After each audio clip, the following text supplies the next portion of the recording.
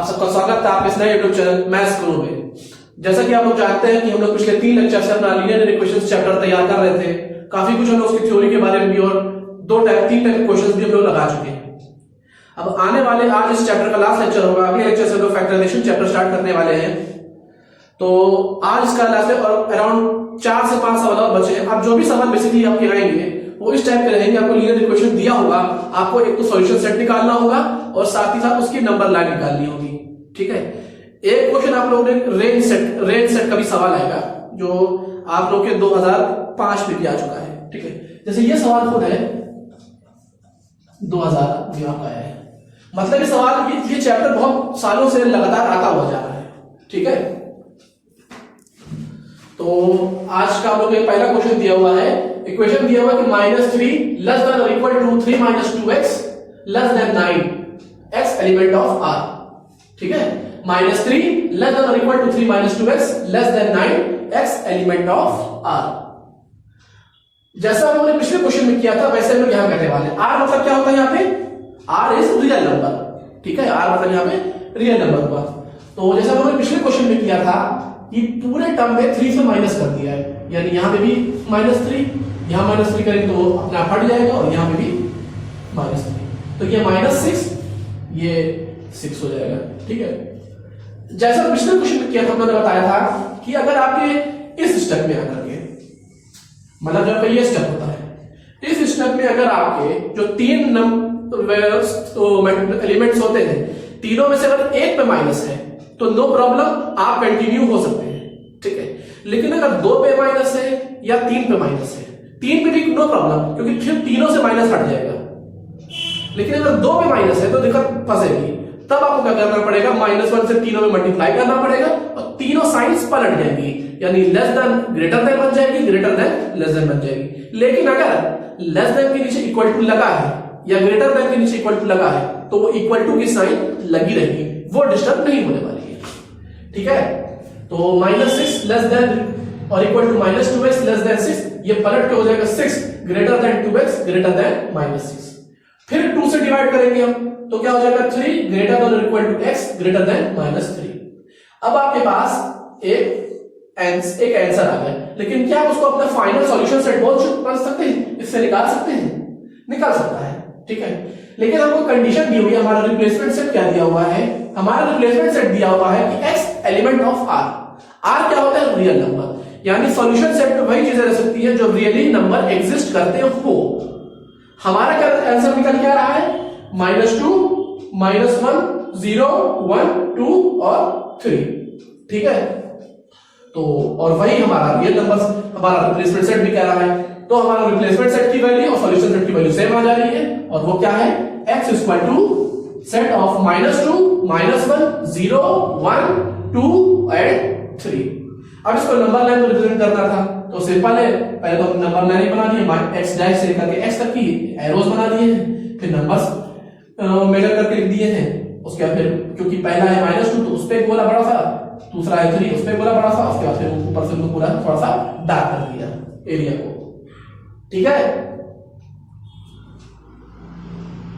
तो ये आप लोग समझ में आया। अब आप लोग के बेसिकली 1 2 3 4 और 5 टाइप के सवाल आप लोग और बचे। ठीक है, उसके बाद आप लोग ये चैप्टर खत्म हो जाएगा।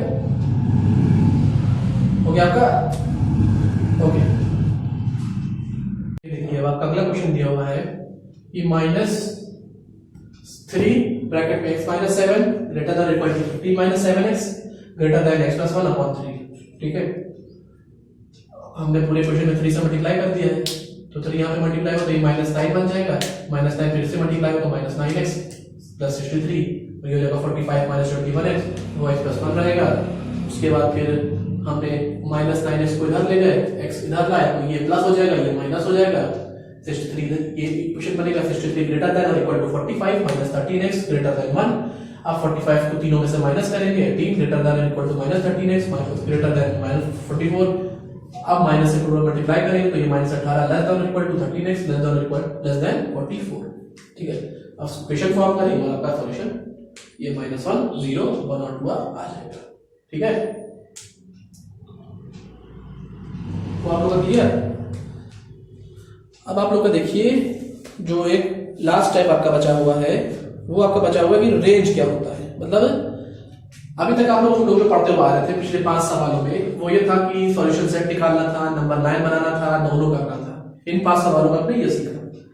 अब जब एक लास्ट टाइप दिया हुआ है उसमें आप लोग से ये पूछा गया है कि सेम क्वेश्चन है, बस इतना ये दिया हुआ है कि 2 आपको इक्वेशन दे देंगे अलग अलग ए और बी सेट बिल्डर फॉर्म में। सेट्स क्लास 11 वाले बच्चे पढ़ चुके होंगे सेट बिल्डर फॉर्म में, और आपका पूछ लेगा कि दोनों का रेंज क्या है। ठीक है, क्वेश्चन आप लोग के लिए नया पर क्वेश्चन में आ सकता है, तो चीज आप लोग थोड़ी सी हो सकती है। ठीक है, लास्ट क्वेश्चन होगा अगला वाला का, उसके बाद हम लोग थोड़ा सा इंट्रोडक्शन फैक्टराइजेशन का बता देंगे। हो गया आपका? ओके, देखिए आपका लास्ट क्वेश्चन दिया हुआ है, आपको 2 सेट दिया हुआ है a equal to x such that 11x minus 5 is greater than 7x plus 3 x element of r। दूसरा दिया हुआ b equal to set x such that 18x minus 9 is greater than or equal to 15 plus 12x x element of r। दो एक linear equation दिए हुए हैं। पहला है x such that 11x minus 5 is greater than 7x plus 3 x element of r। दूसरा है x such that 18x minus 9 greater than or equal to 15 plus 12x x element of r। दोनों को solve करेंगे। पहला जब हम लोग solve करेंगे 11x minus 5 is greater than 7x plus 3, वो आ रहा है x is greater than 2 और x element of r। ठीक है, दूसरा है 18x minus 9 greater than or equal to 15 plus 12x, वो आपका आ रहा है x is greater than or equal to 4। ठीक है, हम लोग को पूछा इसमें क्या है, इसमें हम लोग को पूछा है कि सबसे पहले हम लोग को रेंज निकालना है कि a सबसेट ऑफ b क्या होगा, और उसके बाद हम लोग को रेंज भी निकालना है। ठीक है, तो पहले तो इतना नोट करिए आप लोग, फिर आप लोग को आगे बताया जाता है।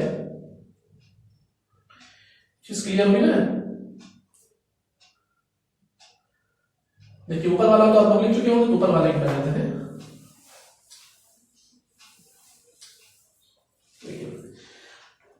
अब आप लोग को उसमें लिखना है कि a सब b ये क्या होगा।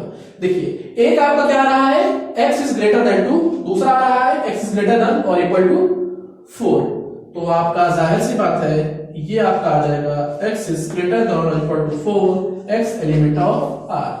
अब आपका ये सवाल आएगा कि ये आया कैसे। ध्यान से देखिए x इज ग्रेटर देन 2, इसका मतलब क्या हुआ कि x की जितनी भी वैल्यूज है वो 2 से बड़ी, यानी 3 से लेकर के इंफिनिटी तक की।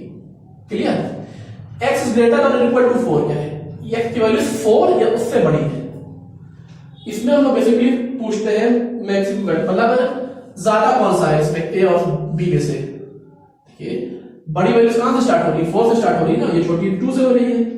तो आपका a सबसेट b हो जाएगा x is greater than equal to 4 x element to r, और आपका रेंज इसका हो जाएगा इसी चीज का, इसका रेंज आपका हो जाएगा x such that x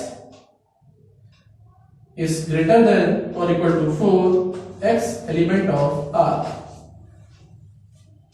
ठीक है,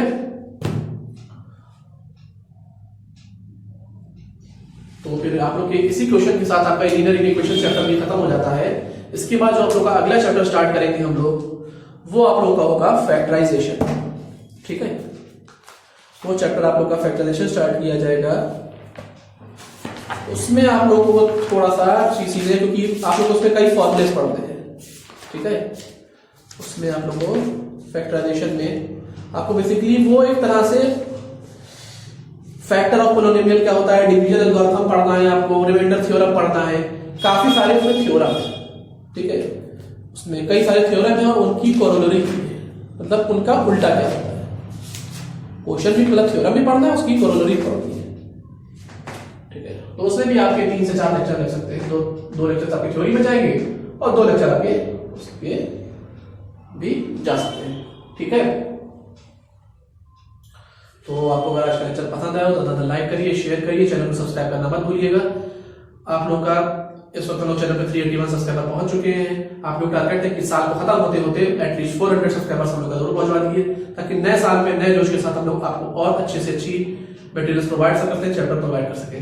अगर आपको इस पूरे चैप्टर में कोई भी डाउट रहा हो क्वेश्चंस में, कोई क्वेश्चन आपको समझ में नहीं आया हो, आप चाहते हैं कोई क्वेश्चन आपके डाउट में हो अलग से किसी भी बुक से, आप लोग उसका लिंक आपको टेलीग्राम चैनल का दे दिया गया है इसमें, और टेलीग्राम ग्रुप का भी, आप वहां जाकर उसको ज्वाइन करिए और वहां पे अपना क्वेश्चन पूछ सकते हैं।